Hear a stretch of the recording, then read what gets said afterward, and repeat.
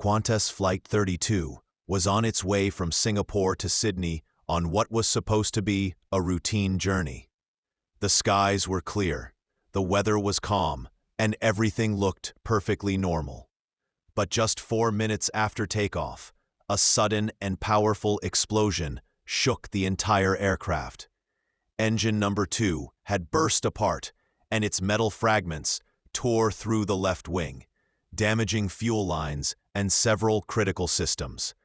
Fuel began leaking rapidly. Warning alarms filled the cockpit, and the situation grew worse with every passing second. The pilots now had only one question in mind. Could the world's largest passenger aircraft survive this kind of damage? This is the true and unbelievable story of Qantas Flight 32. On the morning of November 4, 2010, the Airbus A380 prepared for its final leg to Sydney with 440 passengers and 29 crew members on board. The aircraft had just arrived from London and stopped in Singapore only for refueling. No one knew that the plane would not make it far from the airport. This A380 was Qantas's very first one, a massive, advanced aircraft filled with safety features, but on this day, it was about to face the greatest challenge of its life. Inside the cockpit were 5 pilots instead of the usual 2, a captain, a first officer, a second officer, a check captain, and a supervising check captain. It looked like the safest possible flight crew, but in an emergency, more people can sometimes make decisions harder.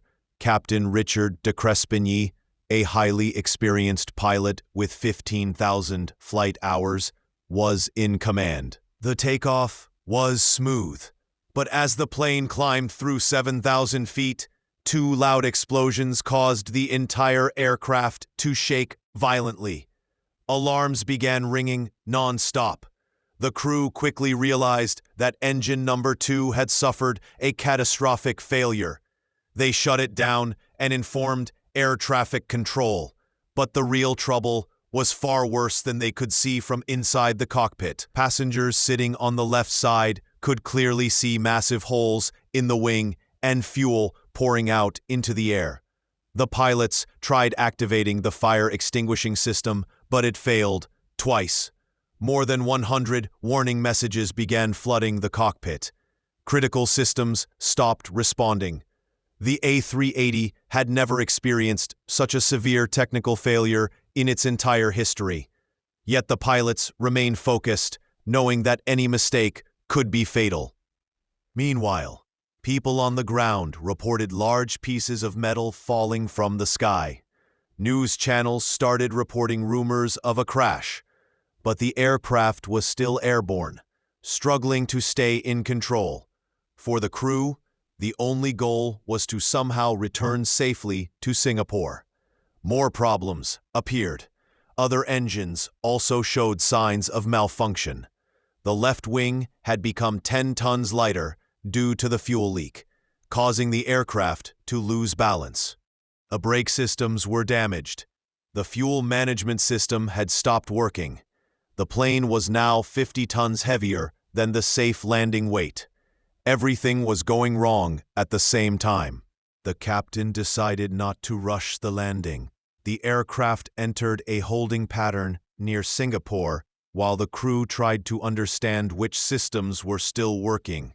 The situation was extremely complex. The computer that normally calculated landing distance had failed too.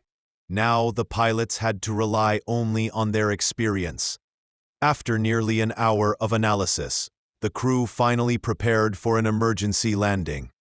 They briefed the flight attendants and alerted air traffic control for full emergency support.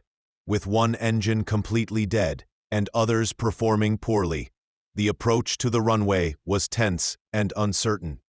Passengers looked out at the ocean below, aware that their lives depended entirely on the pilots. When the aircraft touched down, Captain de Crespigny applied maximum braking power.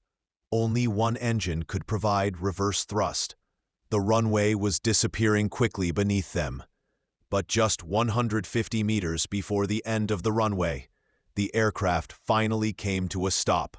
Fire crews surrounded the plane immediately. They sprayed foam under the aircraft to prevent any spark from igniting the fuel. 20 minutes later, passengers were carefully evacuated.